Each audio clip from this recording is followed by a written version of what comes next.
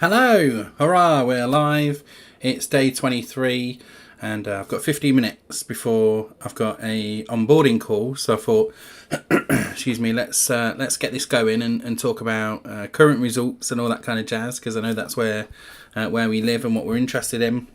We're day 23, so if everything was good in the world, I'd have 23 clients right now and 23 on or leading up to that on trial. But we are way behind. But let's go to this one first. But, I'll tell you, this is where we are as of Friday. I also mentioned I've got my daughter's GCSEs and we're in Birmingham all this week. So I kind of, not writing it off, but I'm just doing as much as I can and accepting that it's not going to be as much as it would normally be. And so on Friday, this is the current position. Total lead 34. Leads still to message 1, sales calls but 4, in trial 2 and 1 5. A couple of the trials have moved on and we managed to get some more. So let's just go to day 23, which is 4 days later, and we've got total leads 37. So, and the great thing about those leads is I've got a couple of new leads, including one coach who has a huge audience that we're hoping to partner with from an affiliate point of view. So that could lead to some really good results there. So I want you to know that when you're doing all of this stuff, we're not just focused on one, not one revenue stream. It is one revenue stream really, but it's not one lead source. That's the way to put it. So we're not focused on one lead source. So yes, we're using socials. That is our primary method. Yes, we are using organic lead sources, but I'm using posts, and I'm trying to prod and poke the bear a little bit to talk about pain points. Yesterday I celebrated the fact that we have launched this business. I often forget to celebrate these things and really give myself a pat on the back. And I know Emma's the same. When we're so in the weeds and doing the do that you forget to do that stuff. And actually, hey, we've launched a business and we've got a bunch of clients now, so that's good. 12 in trial 7. What? How has that gone wrong? Every time I do this update, it seems to go wrong somewhere. In trial 2. Okay, right. I just update that. Right, there we go. That's correct. I don't know what happens with the little, this thing here. Here. I just don't know how I managed to screw it up every time. I'll tell you how I managed to screw it up every time, because I'm rushing. That's what I am doing. I'm rushing. I still didn't do this until 5 minutes ago. Anyway, let's get focused, Matt, and let's talk about it. So, 37 leads. Yes, we've got this coach. I've got someone who has been in my socials for a long time, but I've not had a conversation with him. I've not talked to him, messaged him. I've not seen him like any of my posts for a long, long time. And has just popped up and booked into the beta form. So the beta form is probably my favourite lead source, because I ask questions like how many contacts do you have and that kind of thing. So having that form, I think if I was to suggest to you do something good, it would be to have some kind of form where they can opt in, give you a bit of information and really help you out. I mean, one other thing that I'm looking to do at the moment, which will probably be in the next few weeks, is a scorecard. If you don't know, if anyone's ever read Daniel Priestley's book, Oversubscribed, Key Person of Influence, all that kind of stuff, Daniel Priestley's been banging the drum for Score App. I think he's the owner or part owner of Score App, and it's basically it allows you to create a scorecard. It's almost like a quiz, and you can get loads of information from people. And for my other business, YouTube for Business, we've used that to say, is your business ready for YouTube? And we got loads of information. So we're looking like, how can we put some kind of questionnaire, scorecard together to show people that they're not being efficient, they're missing out on sales, they're missing out on leads, all that kind of good stuff that we know Last CRM and HighLevel help you with.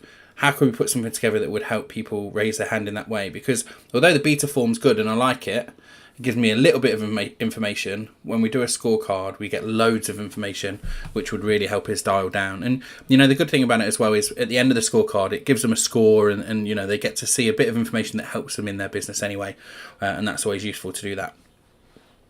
So we've got 12 leads then who have ghosted me. I think I had one conversation with one of them, just looking at the list now. I will follow those up all today. So I've not followed them up since maybe Friday. Maybe Friday I did follow-ups. But I'm going to follow them all up today. And that lead value, the total value of those leads, monthly recurring revenue is almost $1,000 or £1,000. Sorry, it's in pounds. Yeah, so it's £1,000 a month. So it's definitely worth me going in and messaging them and just moving them either from my messaged column to my follow-ups. And if this message that I follow up with doesn't get any traction, I don't get any response, I've followed up a couple of times now, I'll probably just stick them in the failed booking. Which I know some salespeople will be like, oh, you need to follow up like 10 times before people actually book. But there's other ways I can do it. Actually, in those failed bookings, I could go and stalk them on the socials. That's probably just as useful, to connect with them on the socials, like some of their posts, all that kind of stuff. Remind them that we're here. That's probably as useful as me sending them direct messages and them ghosting me. Because it will come back around. They'll come back around to it. Now, the question is, though, why would you fill in the form, the beta form, because that's where they've all come from, and ghost somebody afterwards when they've obviously come back to you and said something? So let's see how many I can convert from that 12 into actual bookings. And the other thing that I'm doing today that is taking me a bit of time, that I've been really excited to get started, is when I send them the beta form, there's a lag because they appear on my opportunities list, but then I have to send them a booking form. Now, my booking form has been traditionally and still is in Book Like a Boss. Book Like a Boss is just like Calendly. I got a lifetime deal with AppSumo a couple of years ago now, and it's been really valuable. I've probably spent £47 on that, I think, and I've earned thousands of pounds from that in calls. I've had my discovery calls and all sorts there. So it's been very good to me, but I want to move that booking form into Last CRM. I want to make sure we're using it, and so we've been testing that this morning. And by tomorrow, by the end of today, I will have a booking form in Last CRM, and that means that I can really show people, look, you can fill in the beta form, and then the thank you page will be, hey, you filled in the beta form, thanks for the information, now book a call with me. And that takes the automated nature of this stuff even further. And it means that those 12 people that have ghosted me, I should be able to get them straight into a call. Like, why would you fill in the form and not book a call straight away? It wouldn't make sense. So I get to fill in the form. I'll use sticky contact. So in Last CRM HighLevel, you can use something called sticky contact. They'll fill in the form. They'll get to the next page. The booking form will be half filled in, and they just have to pick the time and press submit, and then they will have booked a call with me. So let's hope that means my message list gets much less on it, and I'm actually more in the booking confirmed. So let's move to booking confirmed. I got 3 calls booked now. 1, 2, 3, and they're all next week. So no calls this week, probably because I've booked most of my calendar out for the GCSEs. So there's not much space in there. So, a lot of these people are very busy themselves, or even their parents, and they've got kids going through GCSEs as well. So this week's not a good week. So I've got 3 calls booked next week. So that's good. That makes me feel good about that. One of those, as I said, is a coach. Another one's got quite a big audience that we could do some affiliate stuff for as well. So that would work out quite nice.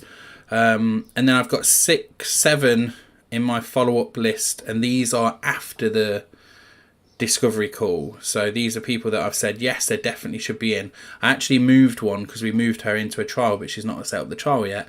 I actually moved her back into follow-up because she's not set up the trial. So again, I need to follow up with those. So what's that? 6 and 12, 18 people I need to follow up with today to really make sure we can move that across.